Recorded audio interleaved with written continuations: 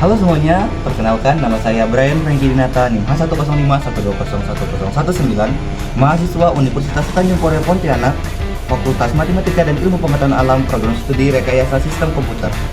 Pada kali ini saya akan menemukan alat saya dengan judul pengujian atau penelitian implementasi LoRa multi-hop pada monitoring angin kencang berbasis Internet of Things.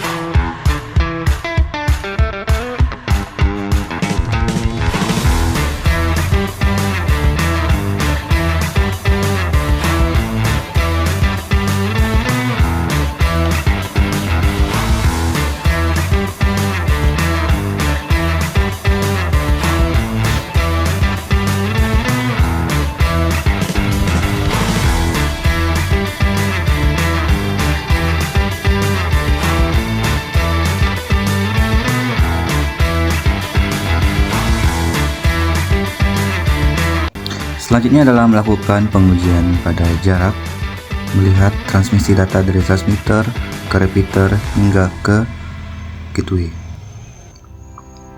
Pada pengujian didapatkan peringatan angin kencang, di mana pada website menunjukkan angka kecepatan angin melebihi 40 km per jam, di mana dengan jarak kurang lebih 50 meter. Di sini data tetap dapat terkirim. Perubahan nilai delay dan jitter menunjukkan bahwa transmisi data berhasil dilakukan dari transmitter hingga ke website.